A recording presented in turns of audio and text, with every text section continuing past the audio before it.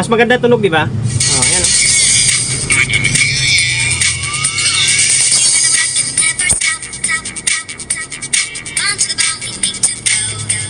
Oh, di ba?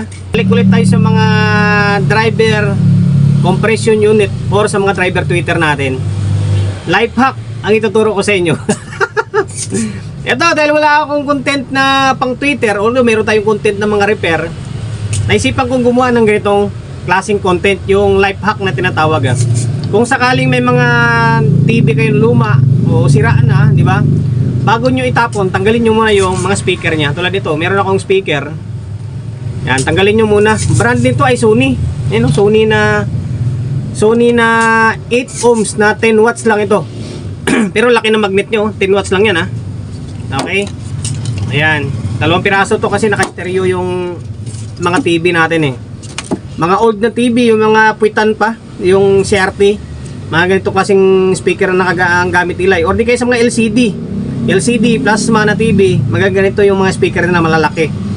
Okay, pwede nyong gamitin ito as mid-range o di kay Twitter. Diba? Imbes na bibili kayo ng Twitter, eh ito na lang gagamitin nyo. Kung sakaling nagdi-DIY kayo ha, yung mga Bluetooth module, kasi nauso yung mga Bluetooth module ngayon eh.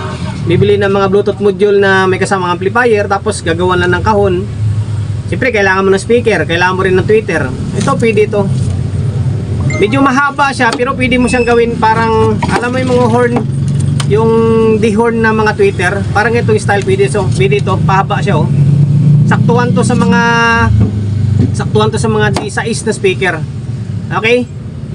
Ngayon, ituturo ko sa inyo kung paano yung wiring. And then, ipaparinig ko sa inyo yung tunog niya. Inulit natin, Sony na 8 ohms na 10 watts lang ito ha. Ayan. Ito yung speaker natin or Twitter natin. Gawin natin Twitter yan. Tapos, ito, nag-demo na kasi ako sa Facebook eh. Yung kapasitor na gagamitin natin ay mas maganda sana kung meron kayong 1.5 or 1 UF. Wala kasi akong 1.5, wala akong 1 UF. Meron ako dito is 2.2. Yung 2.2 kasi medyo makapal yung tunog nito eh. Although okay lang, pang demo lang din naman ito. Inulit natin ha, 1 UF or 1.5, mas maganda sa ganitong klase mga unit. Okay? Ngayon, hindi tayo gagamit ng resistor. Hindi ako gagamit sa ngayon ha, pero pwede nyo gamitan ng resistor ito. Pwede nyo gamitan 5 ohms na kahit 5 watts lang pwede na. Ngayon, wiring natin ha. Mabilis ang video lang ito. Okay? Di ba? Kahit paano eh makatulong sa inyo. Disclaimer pala sa mga, para lang to sa mga nagdi-DIY, yung mga nagsisimula pa lang, yung gustong matuto ba, yung matutunan yung way ng audio, eh para sa kanila ito or para sa inyo ito. Pero sa mga master dyan or sa mga sanay na sa mga tugtugan, baliwala sa kanila ito. Very basic to. Baga hindi na nila papansinin to or bagkus pagtawanan lang nila yung ganitong klaseng content na. Sabihin nila niyan, wala ka na ba? Wala ka na pambili. Hindi naman pinag-usapan dito yung pambili. Yung creative. 'Di ba? Yung creative na tinatawag. Ngayon, yung positive, negative ito. Tulad dito, kapag natanggal mo na siya, wala nang wire. Tulad dito, 'di ba? May wire pa. Ito may wire din kanina to kasi tinanggal ko. May palatandaan yan, may sulat yan positive and then negative. And then yung terminal na medyo malapad or medyo makapal, yun yung positive. Yung medyo maliit na terminal, yun yung negative. Okay? Yan yung palatandaan. Ngayon sa positive side tayo naglagay. Dito, positive side. Ito to. Layo ang camera natin. Okay? Yan, positive side dito. Ngayon, yung negative ay hindi ako gagamit ng resistor. Pero pwede nyo gamitan ng resistor. 5 ohms na 10 watts. Okay? Ngayon, inangin natin. Diretso lang ito. Grabe yung umikot na magnet nyo. Pwede nyong i-twist lang. Wala kayong panginang, pwede twist. Pero kung may panginang kayo, much better, di ba? Inangin nyo. Ayan. Negative, tapos itong positive. O, dito siya natin ilalagay. O, ayan na. Tapos na yung setup natin. Ganun lang ka-simple, di ba? O. Ayan na siya. Although, pwede nyong gamitan ng 10 ohms ha.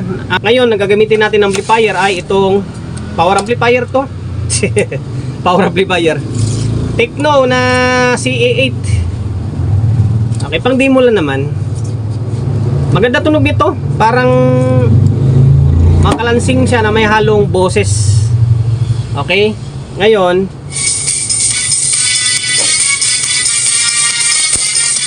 nakakit yung music. Teka lang, hanap ako na ibang music.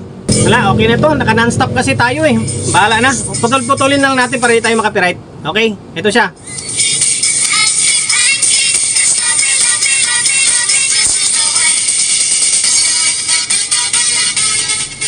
Kung mapapansin nyo, yung tunog niya medyo makapal pa siya na konti. May kalansing and then medyo maboses pa kasi nga yung ginamit natin is 2.2 kaya medyo makapal. Kung gusto nyo mas manipis pa, gumamit kayo ng 1UF or 1.5. Okay? Total demo lang naman ito kaya pinapakita ko lang sa inyo yung wiring niya and then pwede siyang gawing mid-range yung dating nito. Mas maganda tunog, di ba? Oh, ayan.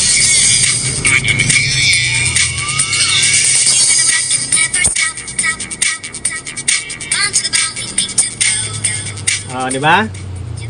Ngayon mayroong isa pang technique. Meron pang isang technique. Kung gusto niyo dalawahin, halimbawa, gusto niyo pagdalawahin nito, dalawa gagamitin niyo.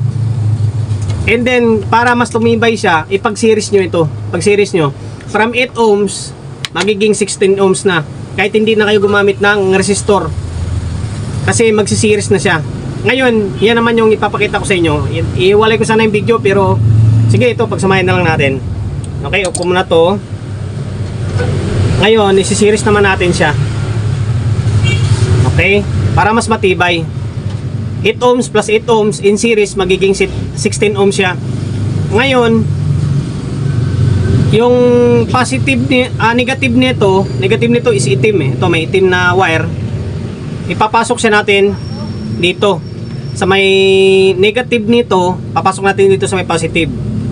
Kasi nga naka-series tayo. Oh, ayan na. Tapos yung nandito, yung negative na to, hindi na natin to tatanggalin. Hindi na natin tatanggalin to.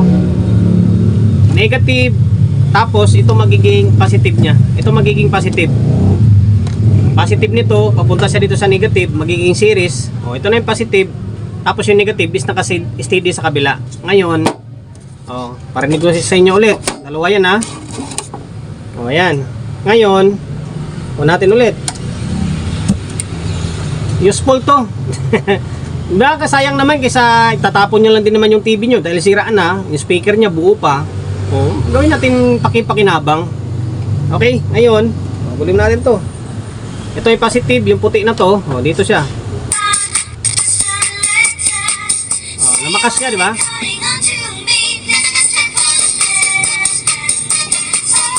Makapiret ako. Oh.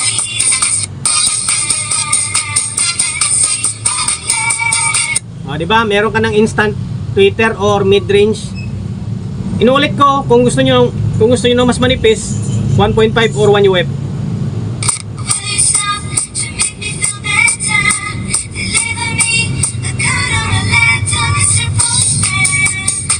Ayan, gumagana tong dalawang tweeter. Okay, hanggang dito na lang. Kahit nasa ganitong kaiksi lang na video, sana nakatulong ako sa inyo. Gamitin nyo yung mga Twitter nyo, yung mga speaker ng TV nyo, sayang, gawin yung DIY. Hanggang dito na lang. Pa-subscribe ng YouTube channel natin.